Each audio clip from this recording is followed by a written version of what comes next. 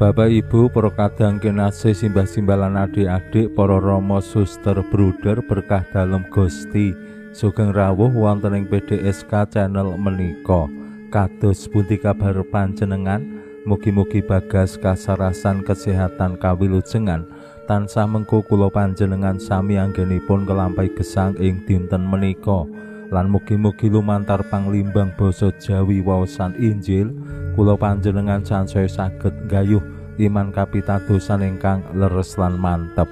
Langkung-langkung anggenipun kula panjenengan tansaya dados murid-murid dalem Gusti ingkang penuh ing tanggel jawab ngleksanani menapa ingkang dados timbalan dalem wonten ing gesang pasrawungan ing alam donya menika. Jejering murid kula panjenengan katimbalan kados pundi ngetingalaken sih katresnan dalem lan cawe-cawe wonten ing pakaryan keraton dalem.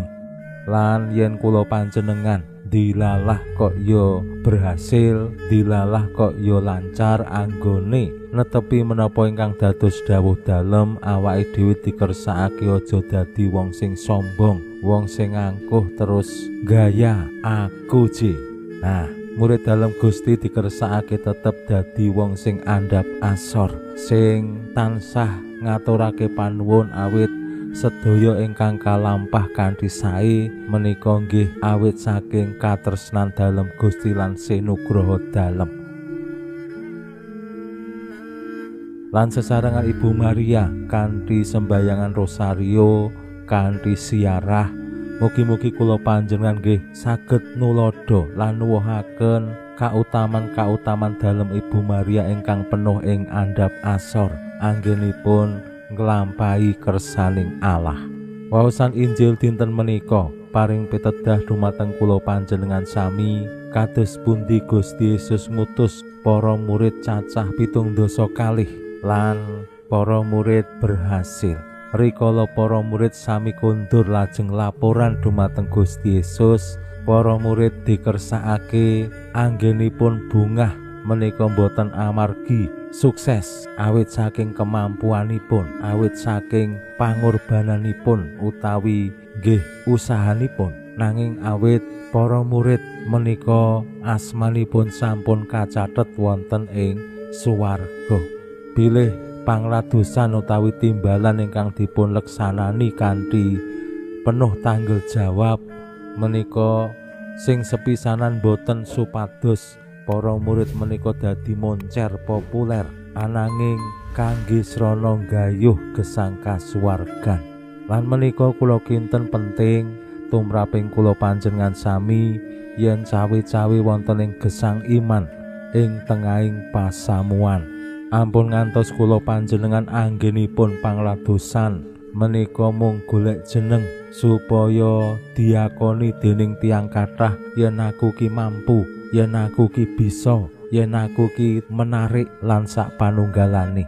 Mila kenging menapa yen pas pergantian pengurus, pergantian prodiakon utawi rekrutmen anggota lektor mesdinar kadangkala do wegah. Awit menapa sing dibayangke mengko aku nek ra iso piye, mengko nek aku dipaido piye, mengko aku nek disalahke piye, mengko aku nek rekoso-rekoso piye. Nah, kadangkala pusate aku mengko dielek-elek, aku mengko rekoso, aku mengko susah, aku mengko mumet lan sak panunggalane. Para murid dikersakake Gusti supados sedaya ingkang dipun lampahi menika kanggo nggayuh gesang kasuwargan. Tembung sederhanane ya golek ganjaraning swarga, ora golek penilaian tiyang. Wong arep maido, wong arep ora pracaya, wong arep ngelek-elek, wong arep ora trima lan sak panunggalane monggo. ning aku dadi pengurus, aku dadi lektor, aku dadi prodiakon, tak leksanani kanthi penuh tanggung jawab kanggo nggayuh ganjaraning swarga. Menika sing paling penting. Aja ngasih mung mergo pekewuh karo Rama, pekewuh karo pengurus lingkungan sing wis nunjuk utawa sing wis milih. Mengko tundhone ling leksanani ketula-tula rekoso lan nelongso. Pramila monggo kita pirengaken sabda dalem Gusti ing dinten menika lan kita wiwiti kanthi sembahyang sawetawis. Konjo ing asma dalem Hyang Rama saha Hyang Putra tuwin Hyang Roh Suci. Amin. Suwawi sami munjuk. Gusti Yesus sabda dalem Hyang Rama ingkang sampun manjalma, mugi karsa ngandika dhateng kawula wonten ing asepen ing telenging manah kawula. Kabeh kagiyatan lan panglipur ingkang manjing ing sabda dalem kapenuhana kawula mawi ro ing kawicaksanan dalem. Mugi-mugi srana anggen kawula maos lan mirengaken sabda dalem, kawula sansaya nunggil ing sampeyan dalem. Amin. Waosan Injil kapetik saking Injil Lukas bab 11 ayat 17 ngantos dumugi 21. Nalika samono murid 72 padha bali kanthi bungah lan padha matur marang Gusti Yesus, "Gusti, setan-setan kemawon sami tunduk dhateng kula krana asma dalem." Gusti nuli ngandika marang wong-wong mau, "Aku weruh setan jungkel saka ing langit kaya dene tatit. Sanyatane kowe padha dak paringi panguwasa kanggo ngidak-idak ula lan kala jengking lan kanggo nduwa kekuwataning mungsuh, nganti ora ana siji-sijia sing bisa gawe pituna marang kowe. Nanging kowe aja bungah-bungah marga roh-roh ala padha tunduk marang kowe, balik dipadha bungah marga jenengmu kacathet ana ing swarga." Ing kono Gusti Yesus nuli suka gambira ing Hyang Roh Suci lan kawedhar pangandika dalem mangkene, "Kula munjuk sembah nuwun ing ngarsa dalem Rama, Pangeraning bumi langit. Awit sedaya menika sinengker tumrap para wasis pinter, nanging kawedharaken dhateng tiyang alit prasaja. Mila kasinggihan Rama mekaten ingkang adamel renaning penggalih dalem.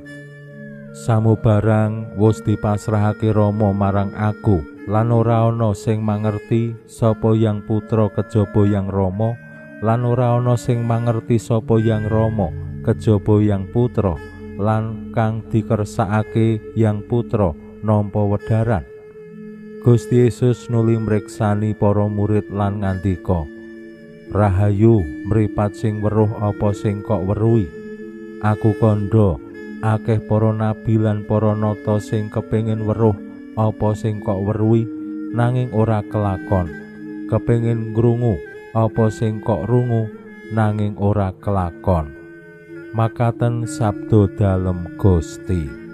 Suwawi sami munjuk. Gusti, kawula munjuk sembah nuwun karana sabda dalem. Sabda dalem dadosa obor ingkang madangi margining gesang kawula. Katuntuna kawula sageta sabda dalem menika numusi manah ngantos tansah ngrembaka kangge nggayuh gesang ing swarga. Amin. Bapak Ibu para kadang kinasih simbah-simbah lan adik-adik, Gusti Yesus ngaturaken panuwun ing ngarsaning Allah awit para murid ingkang kautus menika berhasil. Sasampunipun Gusti Yesus paring pemut dumateng para murid anggenipun bungah, boten amargi roh-roh awon lan setan menika tunduk dhateng para murid. Menika ngetingalake para murid duwe kuwasa sing ngedapi-dapi. Setan karo roh-roh alawe kalah karo para murid. Yen boten ngatos-atos para murid bisa dadi wong sing sombong, sing cengkiling, sing rumangsa bisa, terus lali marang kanugrahan dalem Gusti sing paring kuwasa. Mila Gusti Yesus anggenipun matur nuwun ing ngarsaning Allah. Salah setunggal sebabipun nggih merga sedaya menika sinengker tumrap para wasis pinter nanging kawedharaken dhateng tiyang alit prasaja. Menika temtu saged dados pitedah tumraping kula panjenengan. Kadangkala awake dhewe wegah pelayanan, wegah dadi pengurus, wegah cawe-cawe ing pakaryan dalem Gusti ing pasamuan suci. Merga apa? Rumangsa ora bisa dudu wong sing masuk kategori wasis pinter. Ya ora wasis menika berarti ora ahli, ora duwe pengalaman, ning ya ora pinter. Merga mbok menawa ya pendidikane mung SD utawa SMP utawa SMA. Gusti Yesus paring pitedah bilih sedaya ingkang sinengker menika diwedharake marang wong alit prasaja. Kula panjenengan sami katimbalan anggenipun cawe-cawe ing pakaryan dalem Gusti menika boten amargi wasis pinter, ning sing penting awake dhewe rumangsa dadi wong sing alit lan prasaja, wong sing sadar bilih sedaya ingkang kaparingaken menika nugraha dalem Gusti sing dadi srana anggone awake dhewe cawe-cawe ing pakaryan dalem Gusti. Pinujiya Allah sakmenika sarta ing salami-laminipun. Salam sehat, salam bahagia, salam katentreman. Lan mugi-mugi lumantar panglimbang dinten menika kula panjenengan tansah jinangkung ing berkah dalem Gusti ingkang Maha Kuwasa, Hyang Rama saha Hyang Putra tuwin Hyang Roh Suci. Amin.